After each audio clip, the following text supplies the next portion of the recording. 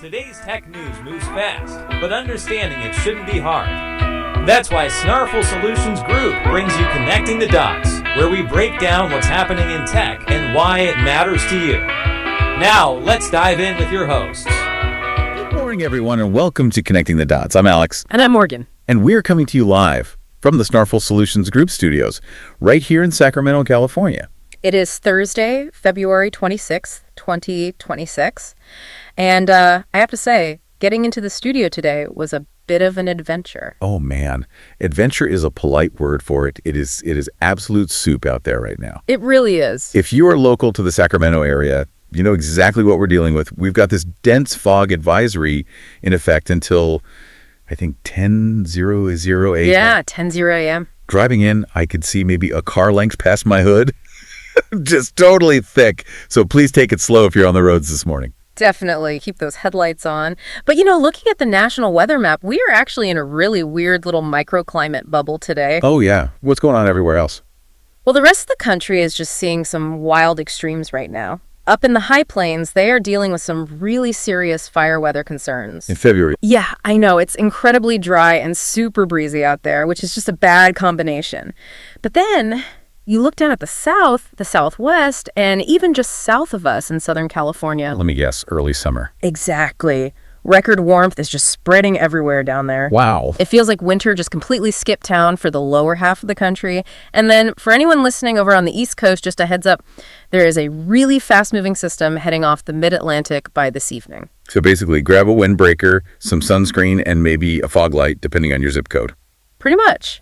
All of the above. Well, while the weather is a little gray and gloomy outside our window, the financial picture is actually looking pretty bright today. Oh, absolutely. The markets had a really solid close yesterday, Wednesday the 25th. The Dow Jones closed at 49,482.15 team. Nice. Yeah, up about 0.25%. And the S&P 500 is just knocking on the door of a massive milestone. We're getting close to 7,000, right? So close. It closed at 6,946.13, which was up almost 0.5%. That 7,000 mark is going to be such a huge psychological barrier to cross. It really is. Everyone is watching it. What about crypto?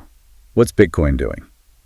So Bitcoin is taking a little breather today. It's currently trading right around 67,963. Okay, so pretty flat. Yeah, technically it's down like 0.03% for the day, but you really have to look at the context here. Because it was running hot earlier this week? Exactly. It's still sitting on a weekly gain of over 5% since Monday. So a flat day today is basically just healthy consolidation. Right. It's just catching its breath before the next move. Exactly. Well, speaking of catching your breath, with this fog outside, it is exactly the kind of morning where I really just wanted to stay under the duvet. Oh, totally. But we are here, and honestly, I am dialed in right now entirely thanks to our friends at Strong Coffee. Yes. I literally had my cup about 20 minutes before we went on air. Listeners, if you have not tried Strong Coffee yet, you need to fix that today. I know when you hear the words instant coffee, you probably think of, that bitter, chalky stuff sitting in the back of your grandparents' pantry. The stuff you only drink when you go camping and have no other choice. Exactly. But this is not that. Strong Coffee is premium instant coffee. It legitimately tastes like a high-end traditional brew from a local cafe. It really does. But the best part, the reason we are obsessed with it here in the studio, is what they pack into it. You're getting 15 grams of protein, MCTs, and adaptogens like ashwagandha. And the ashwagandha is the real secret weapon for me. Right. You get that caffeine kick to wake up, but you completely skip the jitters. You know that feeling when you've had too much regular coffee and your leg is just bouncing under the desk? Oh, yeah, the 11 a.m. anxiety spike. Exactly. You just don't get that with Strong Coffee. It is just clean, sustained energy. Functional fuel, it keeps you locked in, and the team over there loves our listeners, so they gave us a great deal. You can use the promo code SNARFUL, that is SNARFUL, for 20% off your entire purchase at strongcoffeecompany.com. Seriously, go grab some. It will completely change your morning routine. All right, let's get into it. It is time to connect the dots. What is on the docket for today's analysis? All right, it's time for the Morning Star. The Snarful Tech Article Report. You got it. We are breaking down the top 3 stories moving the tech world today, and we have a really fascinating mix. We're looking at the canceled apocalypse of the software industry, a brand new phone that is going to help you hide your screen on the bus, and a talent war paycheck that is just, it's hard to even comprehend. I saw the number on that last one and I almost dropped my mug. But let's start with story number one, the doom and gloom that apparently isn't happening. Right, the sauce apocalypse. Yeah, sauce apocalypse. So for the last few months, since AI agents really started taking off, the huge narrative has been that software as a service is dead. That's been the panic. The thinking was basically, if I have this super smart AI agent like Claude or ChatGPT, and it can just manage my data, write my emails and code for me, why am I paying a massive monthly subscription to a company like Salesforce? Why do you need the clunky software when the AI can just do the task? Right. But yesterday, Salesforce CEO Marc Benioff got on his Q4 earnings call and basically told Wall Street they had the entire story backwards. He really did. He came out swinging. I mean, he explicitly said, this is not our first SaaS apocalypse. Which is a great line. It is. And he reminded everyone about the 2020 pandemic scare. Remember the narrative back then? Oh, yeah. The economy was going to completely freeze. Offices were closing forever, so no one would buy enterprise software. Exactly. But what actually happened was that digital transformations sped up by about 5 years in the span of 5 months. Everyone bought more software. Because they had to. Right. And Benioff is saying we are in the exact same kind of moment right now with AI.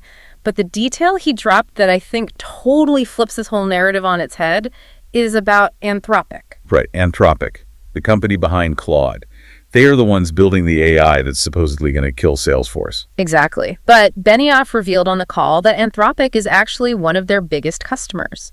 Anthropic runs its entire global operation on Salesforce and Slack. See, that is the ultimate irony. The AI disruptor relies on traditional enterprise software to run its business. It makes total sense when you step back and look at it.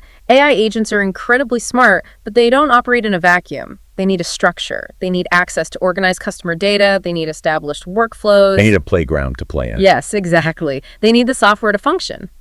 Benioff is pushing this new concept he calls the agentic enterprise. Okay, break that down for us. It basically means humans and AI agents working together inside the platforms we already use. It's not replacing the software, it's just adding a new type of user to the software. So the AI is just my new coworker logging into Salesforce. Precisely. And the numbers he brought to back this up are wild.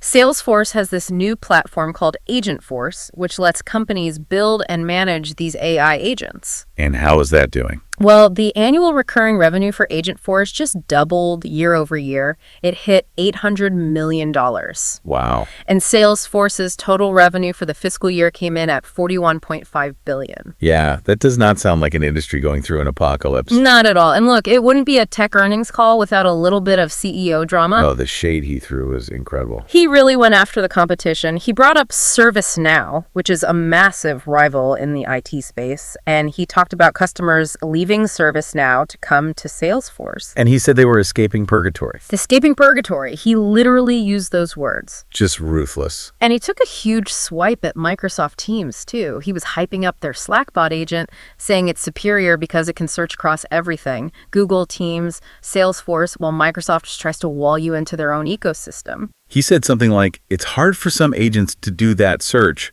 but we taught ours how.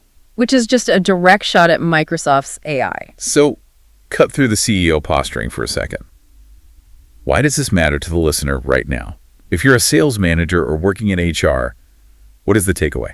The takeaway is that your daily tools are not vanishing. They're just evolving.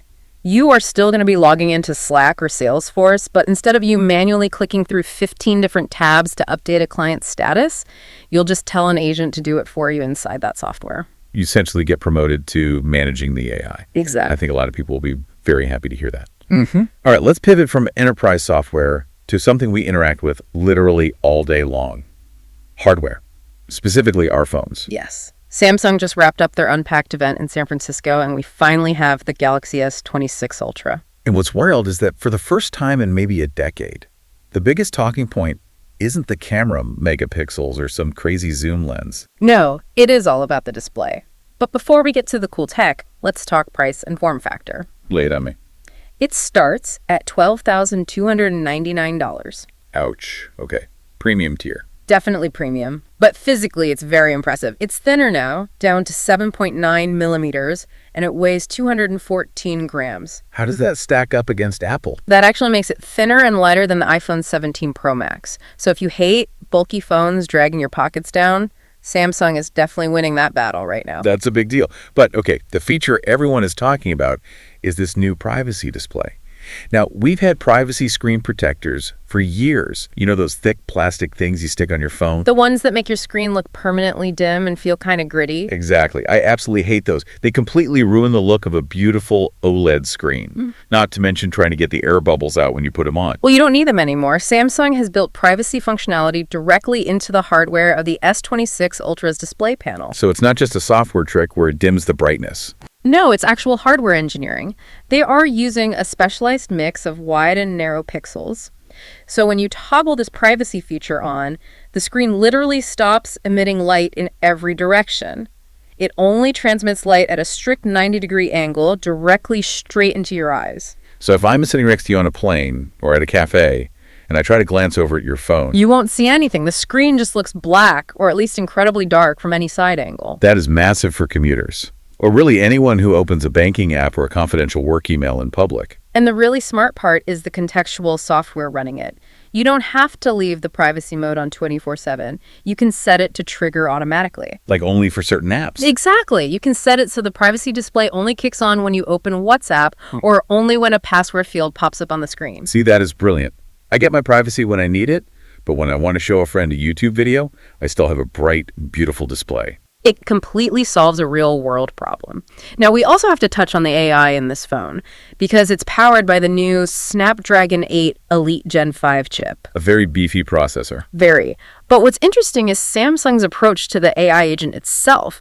They are really leaning into user choice. You aren't forced into just one ecosystem. Meaning, I don't have to use Samsung's native AI if I don't want to. Right. You can pick your default agent right out of the box. You can choose Bixby, Gemini, or even Perplexity. Wait, Bixby is still an option. Hey, Bixby is still hanging in there. Good for Bixby. But whichever agent you choose, it powers this new feature called Now Nudge. It's essentially a highly contextual suggestion engine. Give us an example of how that works. Okay, say a friend texts you and asks for photos from a recent trip you guys took. The phone reads that context. So when you tap the reply box, the keyboard automatically suggests opening the specific gallery folder for that exact trip. Oh, that's really nice. It saves you from scrolling through thousands of photos trying to find that one weekend. Exactly, it removes the friction. And they showed another great real-world example using Gemini. You can use voice commands to ask Gemini to book you an Uber. Okay, pretty standard so far. Right, it finds the ride, sets the destination. But here's the crucial part. It stops, and it makes the human physically tap the screen to confirm the payment. That is smart design. Okay. I want my AI to be helpful, but I absolutely do not want it spending my money without my final say-so. Exactly. It's agentic freedom, but with hard guardrails. Now, there is one area where the S26 Ultra is getting a bit of a meh reaction. Let me guess. The battery, Yeah. It is still a 5,000 milliamp hour battery. which is the exact same capacity they've had since the S22, right? It is. So the physical battery size has not grown in years. That feels like a missed opportunity, especially with these new chips and all the local AI processing happening on the device. That stuff drains power. It does. Now, the new Snapdragon chip is more power efficient, which balances things out a bit, and Samsung did boost the charging speed.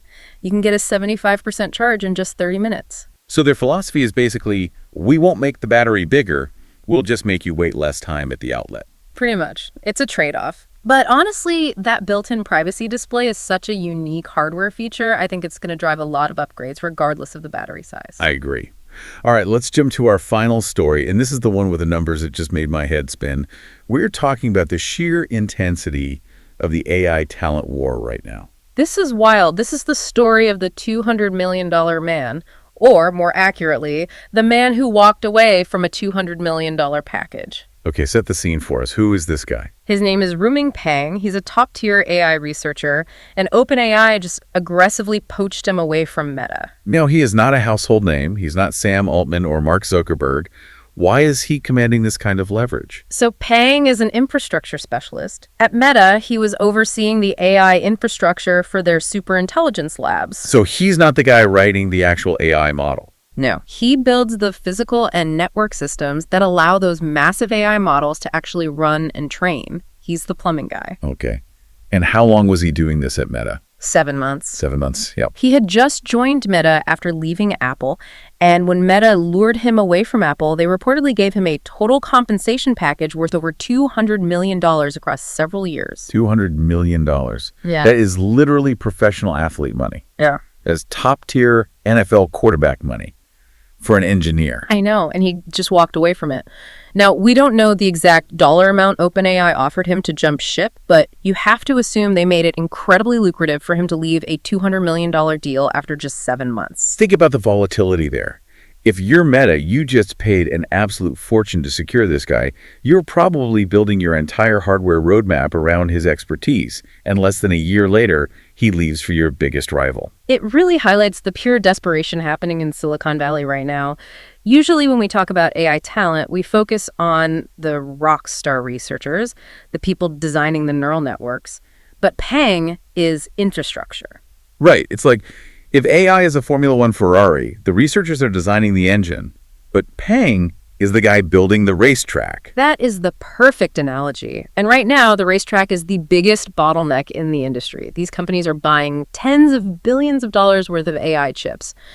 But if your internal network infrastructure isn't perfectly optimized to string all those chips together, you're just burning cash. So the Ferrari's just sitting in traffic. Exactly. The car doesn't matter if the track is broken. And the reality is there are only a tiny handful of people on the planet who actually know how to build these specific massive scale systems for superintelligence. It is the most extreme example of supply and demand I think we've ever seen in tech. It really is. It proves that the actual hardware infrastructure is just as valuable, if not more valuable right now, than the AI models themselves. It's ruthless. I mean, we always say it's a talent war, but this really shows you the kind of ammunition these companies are firing at each other. They are playing with effectively infinite money to win this race. Well, while OpenAI and Meta are throwing around hundreds of millions of dollars, I am going to transition to talking about spending significantly less money. Let's bring it back down to earth. Yes. Before we wrap up, we have to shout out our second sponsor for the day, Old Glory.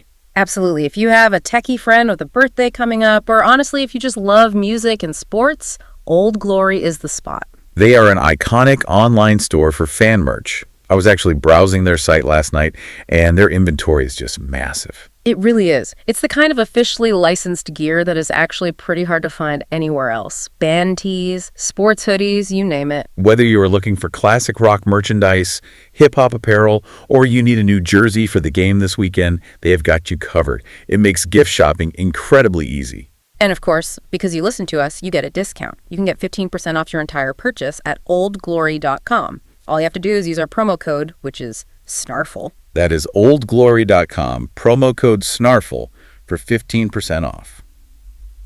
All right, Morgan, let's bring it all home. What are the big dots we connected today? We covered some major ground. First, the saucepocalypse is officially canceled. Marc Benioff made a very convincing case.